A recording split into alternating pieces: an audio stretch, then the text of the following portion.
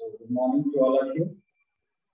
तो आज के लेक्चर में हम डिस्कस करेंगे उसका एक डेफिनेशन, एक ब्लैक बॉडी रेडिएशन का और प्लान हाइपोथेसिस के बारे में डिटेलिंग करेंगे और dual nature of matter and radiation discuss करेंगे, राइट।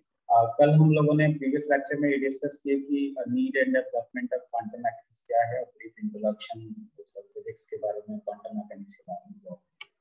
तो जिन लोगों ने उसको नहीं पढ़ रखे हैं वो लोग पढ़ लेंगे, राइट, इस लेक्चर को समझना। तो मेरे ख्याल से आपको कोई अगर इश्यू होती है तो ऐसे तो मैंने ईयरफोन आज यूज कर रखे हैं। साउंड क्लियर है या फिर मैं फिर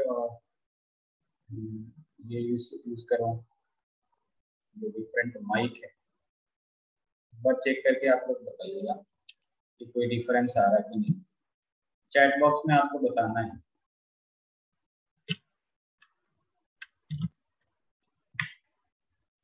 अब आप इन्फॉर्म करें जरा चैट बॉक्स में, it's any difference between previous one. Okay, may be noise थोड़ा सा रिजॉल्व हुआ होगा, राइट। ठीक है, स्टार्ट करते हैं।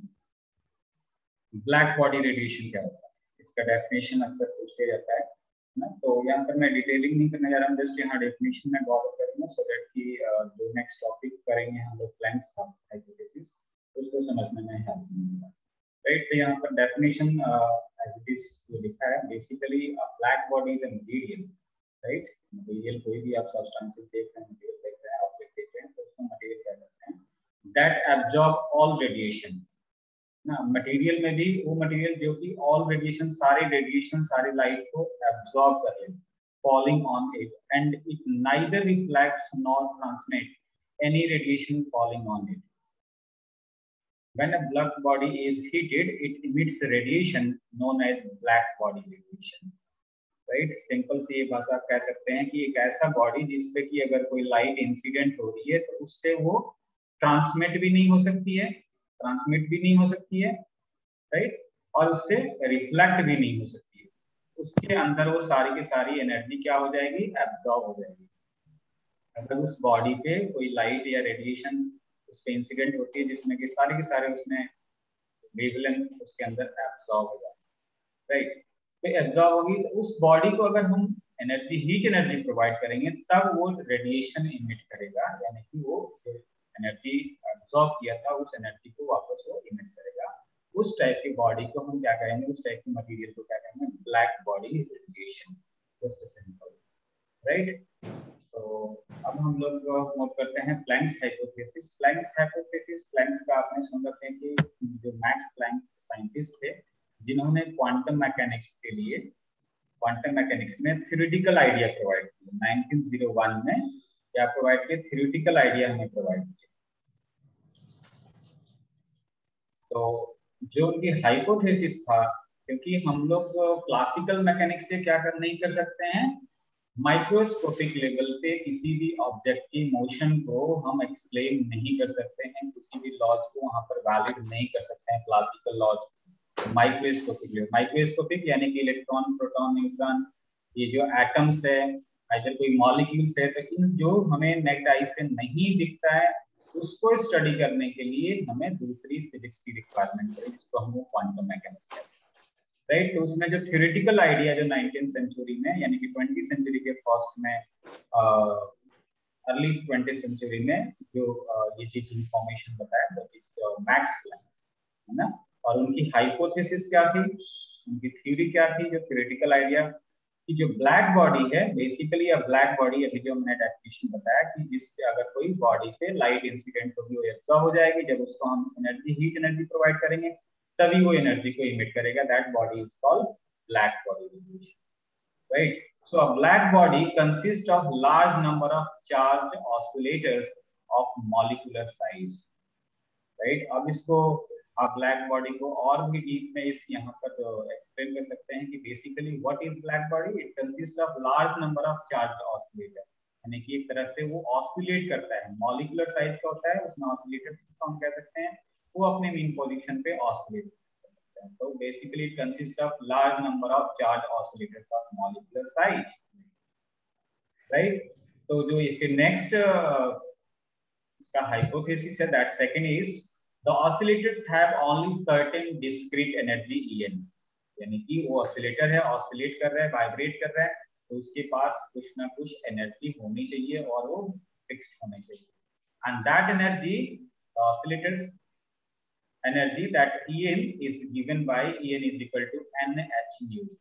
बहुत ही इंपॉर्टेंट हम लोग हाइपोथेसिस डिस्कस कर रहे हैं. यहाँ पर मैं कोई भी पॉइंट मिस नहीं करना चाहता हूँ क्योंकि आगे चल के ये बहुत काम आने हैं. राइट, अगले नेक्स्ट 1 ईयर तक आप इस फॉर्मुलेशन को यूज करेंगे और हम लोग राइट.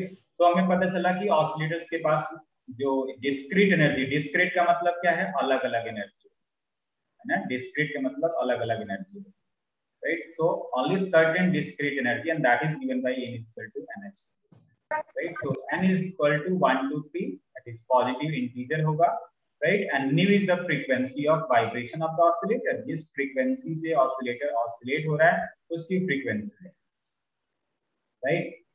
जैसे कि हमारे घरों में लाइट होती है ना, तो उसकी जो फ्रीक्वेंसी होती है वो 50 हर्ट्ज होती है, राइट. और जो इन्वायरमेंट में सिग्नल्स है ना, हर एक मोबाइल की फ्रीक्वेंसी डिफरेंट होती है, जो नेटवर्क सिग्नल्स होते हैं, राइट. तो यहाँ पर जो ऑसिलेटर है, राइट, ऑसिलेटर है, उसकी फ्रीक्वेंसी न्यू से हमने रिप्रेजेंट करते हैं. And the Planck constant h is equal to 6.625 into 10 raised to power minus 34 joule second, and that is the Planck's constant, right. ये आप इससे पहले से वाकिफ हैं, आप प्लस टू में इवन कई सारे चीजें पढ़ रखे हैं. तो इसको हम क्या और कंक्लूजन इस इक्वेशन से, इस मैथमेटिकल इक्वेशन से कंक्लूजन क्या निकाल सकते हैं, right. The energy of each oscillator can have only discrete values. Discrete का मतलब हमने बताया कि अलग अलग, यानी कि अगर मान लीजिए कि फर्स्ट एनर्जी स्टेट्स में, पार्टिकुलर एनर्जी स्टेट्स में हमने n की वैल्यू 1 ले लिए, राइट. तो ये क्या हो जाएगा, h nu, है ना.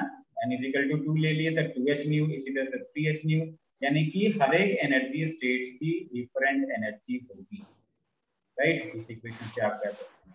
Therefore the energy of the oscillator is quantized.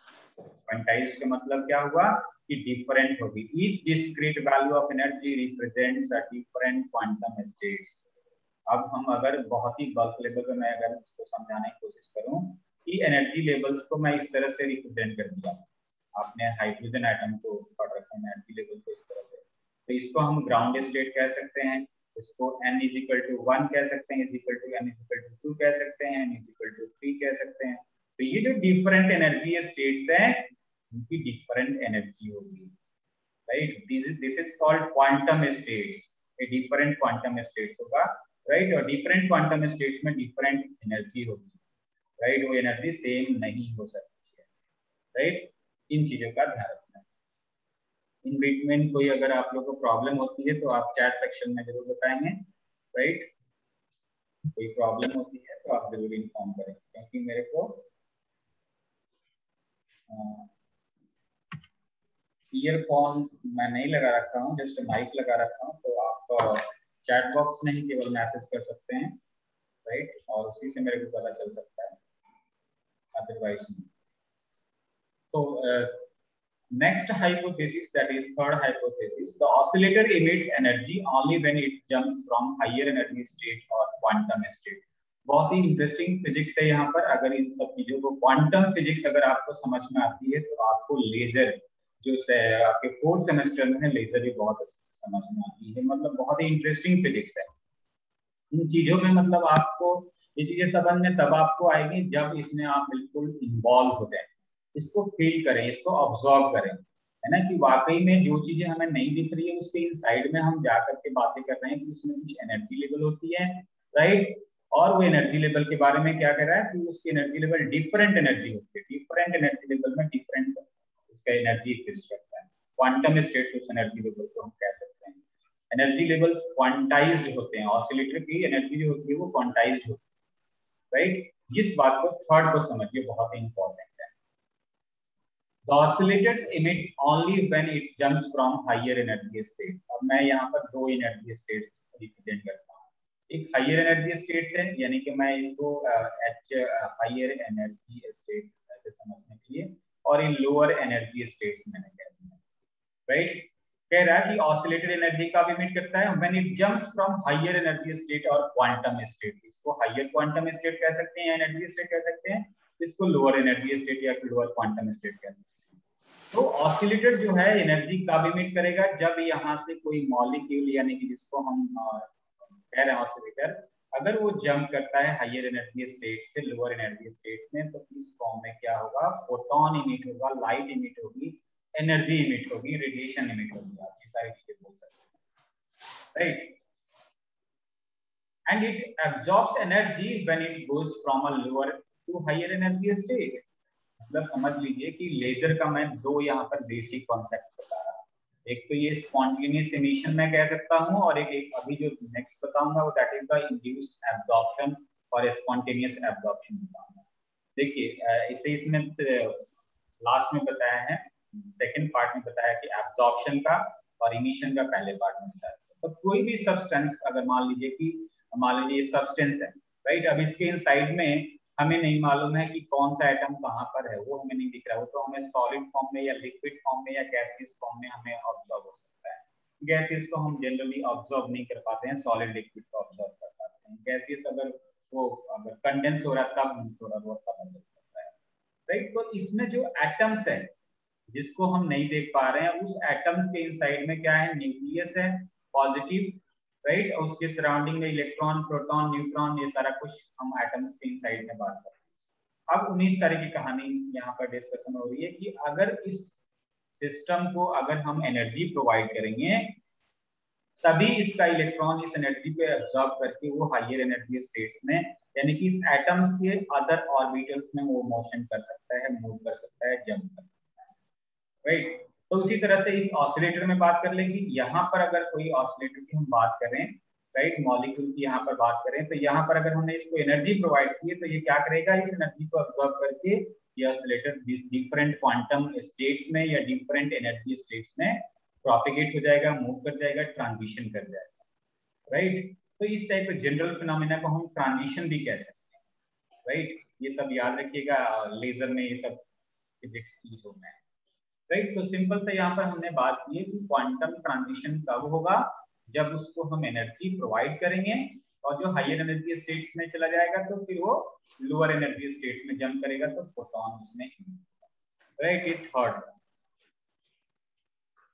and it may be noted that no energy is emitted or absorbed by an oscillator when it is in a given state। अगर कोई particular state में हम कह दिए तो अगर इसमें कहीं कोई ट्रांजिशन नहीं हो रहा तो उसमें कोई भी एनर्जी का इमिशन या एब्जॉर्प्शन नहीं होगा, है ना। जब तक कि हम उसको एनर्जी ना प्रोवाइड करें तब तक ट्रांजिशन नहीं हो सकता है, हम एब्जॉर्प्शन की बात नहीं कर सकते हैं। अगर कोई सिस्टम या फिर ऑसिलेटर कोई हायर एनर्जी स्टेट में, तब भी हम नहीं कह सकते हैं, अगर वो नहीं है तभी नहीं कह सकते हैं कि उसमें एब्जॉर्प्शन या इमिशन हो रहा है, राइट। तो इसका मीनिंग क्या होगा कि the smallest amount of energy which can be absorbed और emitted by the oscillator that is H nu. यानी कि हमारे पास फॉर्मुलेशन क्या है, E is equal to h new. तो जो सबसे लोएस्ट होगा जो quantum state that is n is equal to 1, positive integer n is equal to 1, right. n is equal to 1 रख देंगे तो E1 is equal to h new, यानी कि एनर्जी जो होगी तो कितनी होगी, h new. h is the Planck constant, nu is the frequency, and that is called photon, or you can say quantum of energy। Photon क्या होता है, एक तरह की एनर्जी है, पैकेट है, क्वांटम ऑफ एनर्जी है, राइट। तो यहाँ पर आपसे डेफिनेशन पूछा जाए कि what is photon, what is quantum energy.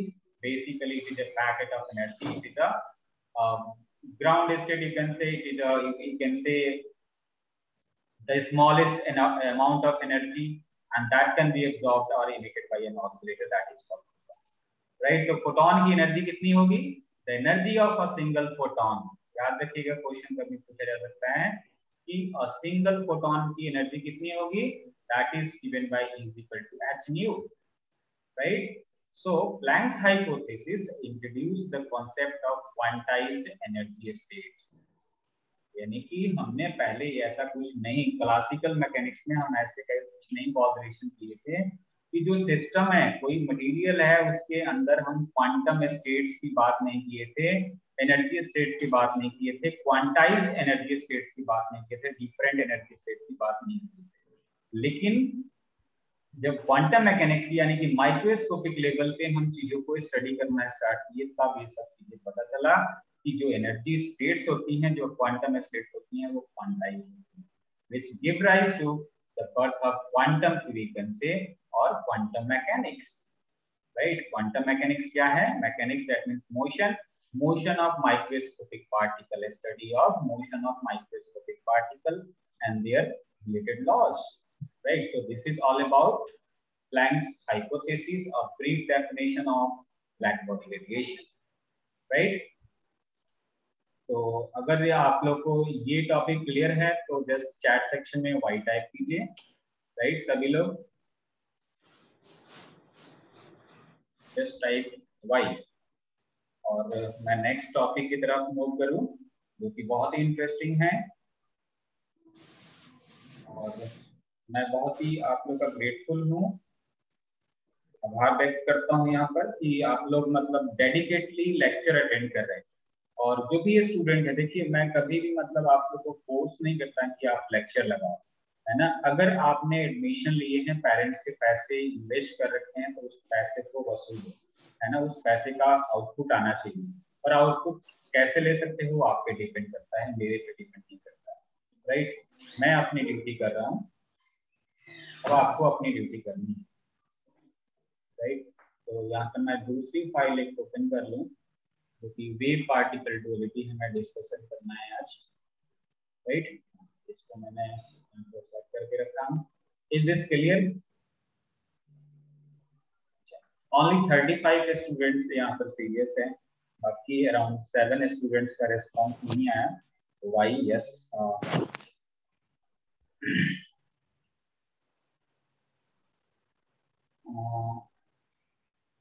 Sir what the particular word oscillators refers here? Come on बेटे देखो, ऑसिलेटर मींस मतलब उसकी ऑसिलेटर यहाँ पर हम कह रहे हैं कि तो कोई पार्टिकल्स है, मॉलिक्यूल है, राइट, जो कि अपने लोकेशन पे ऑसिलेट कर रहा है, वाइब्रेट कर रहा है, राइट?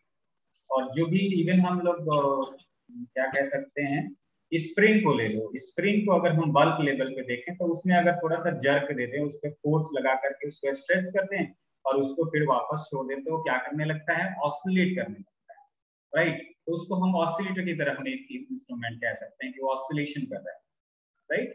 तो कोई भी अपने मेन पोजीशन से अगर बैक एंड फोर्थ मोशन कर रहा है तो उसको हम ऑसिलेशन कर सकते हैं, और वो उसकी पार्टिकुलर फ्रीक्वेंसी होगी, राइट? उसकी एक पार्टिकुलर एनर्जी होगी, राइट? कॉमन क्लियर हुआ? कुछ आइडिया लगा?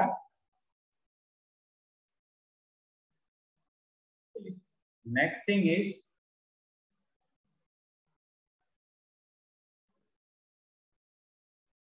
Wave and particle duality of matter and radiation. देखिए ये बहुत ही इंपॉर्टेंट टॉपिक है, इसे क्वेश्चन पूछा जाता है अक्सर, और इसको आपने समझ लिए तो और भी आप मतलब ये टॉपिक इस तरह से आपके सिलेबस का डिजाइन किया गया है कि आप अगर इसको सिस्टमैटिक वे में पढ़ें तभी आपको ये समझ में आना है, अदरवाइज नहीं, राइट? तो उस चीज का ध्यान रखें। और बहुत ही इंटरेस्टिंग यहाँ पर फिजिक्स है, इसको समझना है। देखिए यहाँ पर एक तो हमें वेव और पार्टिकल दो चीजों की बात करते हैं। वेव एक फिजिकल फिनोमिना है, एक मतलब फिजिकल पैरामीटर नहीं कह सकते हैं, ये एक सब्सटेंस, हम पार्टिकल्स को हम वहां पर ऑब्जॉर्व कर सकते हैं, राइट? पैरामीटर यहाँ पर नहीं कर सकता है।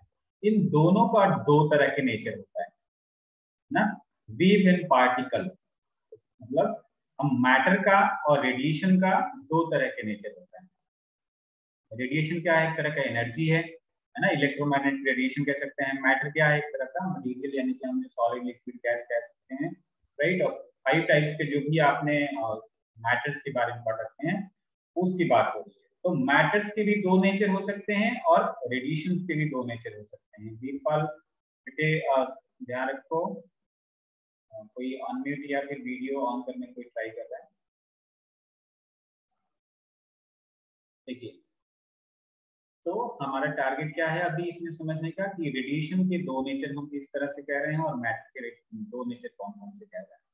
तो हमें इन ब्रीफ ये ध्यान रखना है कि मैटर के भी दो नेचर होते हैं, एक तो वेव नेचर होता है और मैटर के भी दूसरा जो नेचर होता है पार्टिकल नेचर होता है। उसी तरह से रेडिएशन के भी दो नेचर होते हैं, वेव एंड पार्टिकल, राइट। इसको कहते हैं dual nature of matter and radiation. Dual का मतलब दो तरह का, मतलब एक ही चीज का दो तरह का नेचर हमें ऑब्जर्व हो तो उसको हम कह सकते हैं डुअल नेचर।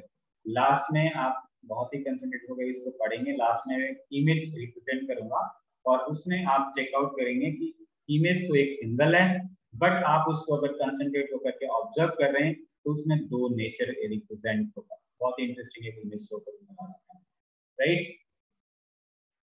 तो देखिए मैं इसमें कोई भी पोर्शन नहीं छोड़ने जा रहा क्योंकि सारा कुछ मैं एक्सप्लेन कर रहा हूँ।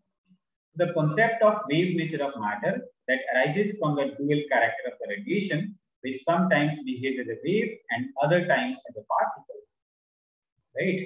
अगर यहाँ पर हम मटेरियल की बात कर रहे हैं, मैटर की बात कर रहे हैं कि मैटर जो है, मैटर में क्या है, एटम हो सकता है, मॉलिक्यूल्स हो सकता है, आयंस हो सकता है, उसके इनसाइड में क्या हो सकते हैं, इलेक्ट्रॉन, प्रोटॉन, न्यूट्रॉन हो सकता है।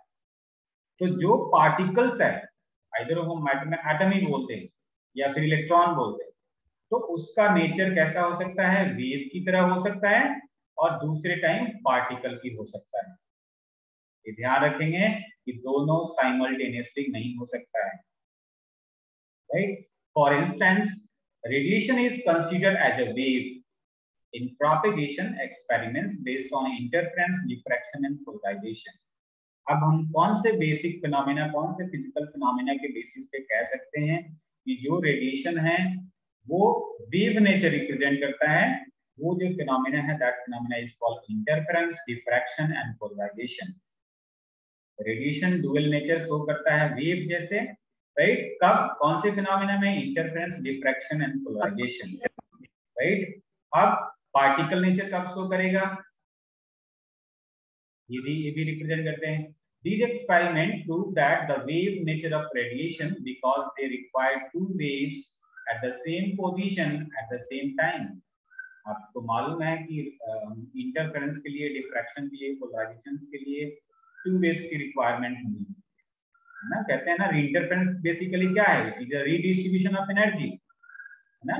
स्कैटरिंग क्या है, डिफ्रैक्शन कह सकते हैं, डिफ्रैक्शन एक तरह की स्कैटरिंग है, राइट। शार्प एजेस से पोलराइजेशन क्या है कि वो एक वेव एक पार्टिकुलर डायरेक्शन में मोशन करता है, राइट। तो ये तीन फिनोमेना क्या रेडिएशन का प्रूव कर रहे हैं, वेव नेचर को रिप्रेजेंट कर रहे हैं। On the other hand, it is impossible for the two particles to occupy the same position at the same time. देखिए कितना कंट्राडिक्टरी स्टेटमेंट आ रहा है कि दो पार्टिकल कभी भी सेम पोजीशन पे ऑक्यूपाई, सेम पोजीशन को ऑक्यूपाई नहीं कर सकते हैं सेम टाइम पे, राइट। उनकी location that should be different, right. तो इस कंट्राडिक्टरी स्टेटमेंट से हम कह सकते हैं कि दोनों फिनोमेना साइमल्टेनियसली प्रूफ नहीं हो सकता है, यानी कि वेव नेचर भी और पार्टिकल नेचर भी। So radiation is considered as a particle in interaction experiments, that is called photoelectric effect. Interaction experiment that means कि फोटोइलेक्ट्रिक इफेक्ट, कॉम्पटन इफेक्ट। ये जो एक्सपेरिमेंट है दो तरह के, फोटो इलेक्ट्रिक इफेक्ट और कॉम्पटन। ये फोटो इलेक्ट्रिक का कल हम लोगों ने डिस्कस किए थे। Compton effect basically scattering phenomena है, राइट। वो भी स्टडी मटेरियल आपके गूगल क्लासरूम पे अवेलेबल है, उसको आप गो थ्रू हो सकते हैं, कोई डाउट है तो उसमें से पूछ सकते हैं, राइट।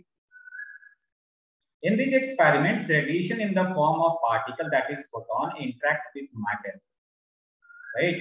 जो फोटोन है, रेडिएशन है, लाइट है, एनर्जी है, उस मैटर के पार्टिकल से इंटरेक्शन हो रही है, right. However, radiation cannot exhibit both particles and wave properties simultaneously, right. Radiation का हम कह सकते हैं कि दोनों साइमल्टेनियसली ये जो कैरेक्टरिस्टिक्स है रिप्रेजेंट नहीं कर सकती है। So this dual nature of radiation that is not accepted because of the contradictory aspect of two natures, right. क्या हो सकता है कि a wave spreads out and occupies a relatively large region of space। ये दो चीजें अगर consider करें तभी ये चीज जो कंट्राडिक्टरी स्टेटमेंट है वो इंप्लीमेंट हो सकता है, अदरवाइज नहीं, राइट। क्योंकि साइमल्टेनियसली हम एक ही पोजीशन पे दो चीजों को हम सेम टाइम पे एग्जीक्यूट नहीं कर सकते हैं, रिप्रेजेंट नहीं कर सकते, ऑब्जर्व नहीं कर सकते, उनकी लोकेशन डिफरेंट होना चाहिए, राइट। तो बेसिकली इसके ये जो यहाँ पर जो कंट्राडिक्शन में, या फिर आप ये कह सकते हैं कि जो यहाँ पर क्लॉज निकलेगा उसको फिर नेक्स्ट जो साइंटिस्ट हैं तो यहाँ पर देख सकते हैं डी ब्रॉगली हाइपोथेसिस और मैटर वेव्स का जो कॉन्सेप्ट आया उससे ये रिजॉल्व होता है। राइट, सेकंड पॉइंट क्या है यहाँ पर, a particle occupies a definite position in the space and hence occupies a very small region of space, right. However, this contradictory aspects of dual nature of radiation has to be accepted if one is to be explained the results of experiments performed with the radiation, right? अगर radiation से अगर हम कोई experiments perform कर radiation से through और उसको अगर एक्सप्लेन कर पा रहे हैं कि किस तरह से दो पार्टिकल्स एक साइमल्टेनियसली पोजीशन पे एक ही पोजीशन पे एग्जिस्ट कर सकता है या नहीं कर सकता है, फिर तो हम इसको एक्सेप्ट कर सकते हैं, अदरवाइज राइट। तो ये तो हम नेक्स्ट लेक्चर में बॉदर करेंगे कि मैटर वेव्स बेसिकली क्या है, डी ब्रॉगली हाइपोथेसिस क्या है, राइट। उसके पहले मैं यहाँ पर ब्रीफ करूं जैसे कि इसका हिस्ट्री क्या है कि आपको मालूम है कि क्लासिकल मैकेनिक्स का जो या फिर आप लोग का फेवरेट जो साइंटिस्ट होंगे वो न्यूटन हो सकते हैं, राइट। मेरे तो अल्बर्ट आइंस्टाइन है और मैक्स प्लैंक भी हैं ऐसे, राइट। तो क्लासिकल मैकेनिक्स में जो कॉन्सेप्ट सबसे पहले दे रहे थे और इवन क्वांटम में भी आके कुछ कॉन्सेप्ट दिए कि light is a beam of particles, but कई सारे साइंटिस्ट ने जैसे कि हिगिंस हैं वो फिर उसको एक्सेप्ट नहीं किए और अपनी एक थ्योरी बताया कि exhibits interference hence it is a waves. यहाँ पर न्यूटन साहब कह रहे हैं कि ये पार्टिकल्स है, लाइट क्या है जिसको हम एनर्जी कह रहे हैं, जिसको फोटॉन्स कह रहे हैं, जिसको हम कह रहे हैं कि दो तरह का है। बहुत ही इंटरेस्टिंग है, 5 मिनट्स आपको इसमें और कंक्लूजन मिलने हैं, राइट। कि न्यूटन साहब कह रहे हैं कि पार्टिकल्स है, राइट, बीम ऑफ पार्टिकल्स है, उसको रेडिएशन कह रहे हैं हम, और यहाँ पर क्लियर करना है कि दो तरह का नेचर रिप्रेजेंट करता है। हिगिंस ने क्या कह दिए, हिगिंस ने, right, Huygens, right, exhibits interference hence it is a waves, क्योंकि ये जो लाइट है ये क्या रिप्रेजेंट कर रहा है, इंटरफेरेंस फिनोमेना को रिप्रेजेंट कर रहा है, इसलिए ये वेव्स है। अल्बर्ट आइंस्टाइन ने फिर उसके बाद क्या कॉन्सेप्ट किया, in photo electric effect light behaves like a particles, फिर से पार्टिकल्स की बात होने लगी।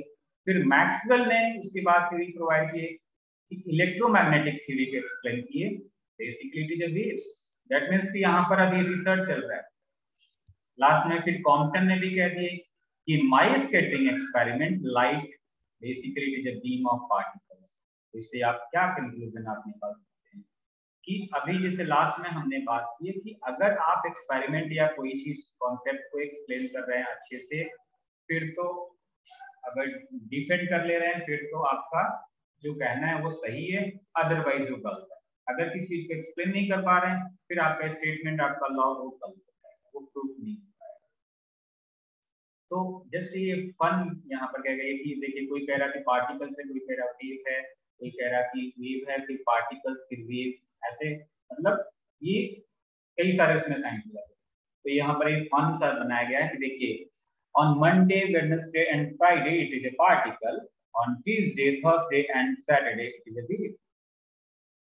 तो कोई साइंटिस्ट मंदिर गए होंगे या फिर गुरुद्वारा साहिब गए होंगे, कहीं ना कहीं गए होंगे, भगवान के पास पूछेंगे, O lord please is it a particle और a wave on Sunday.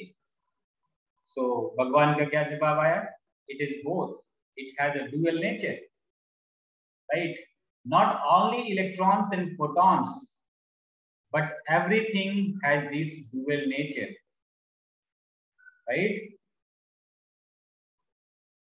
So photons experimentally shown for photons, neutrons, helium atoms and even C60। अब देखिए ये dual nature किस पे एक्सपेरिमेंट हो गया, फोटॉन्स पे, प्रोटॉन्स पे, सॉरी फोटॉन्स पे नहीं, protons, neutrons, helium atoms and even C60।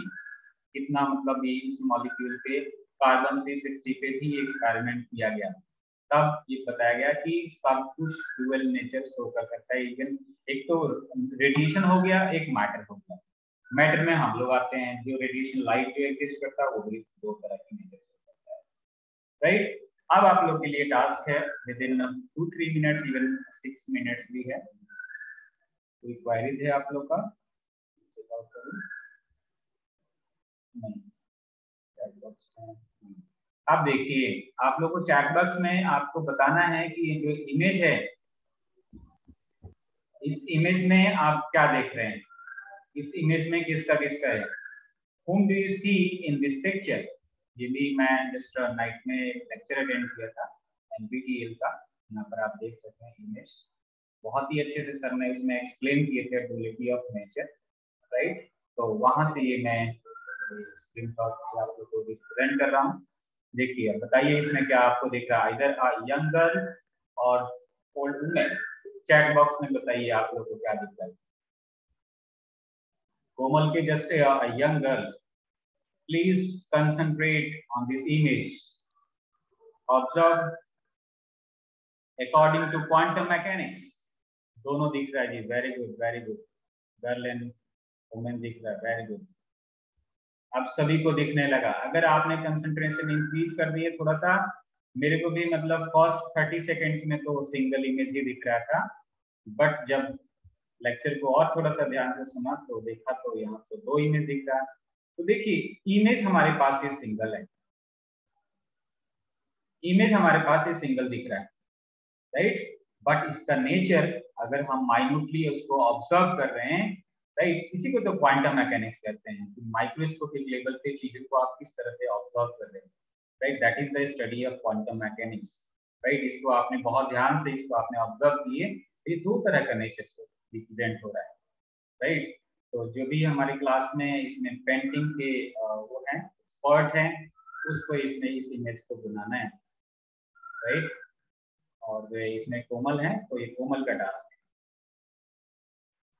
कोमल इसको आप बनाएंगे, ट्राई कीजिएगा, बहुत ही इंटरेस्टिंग।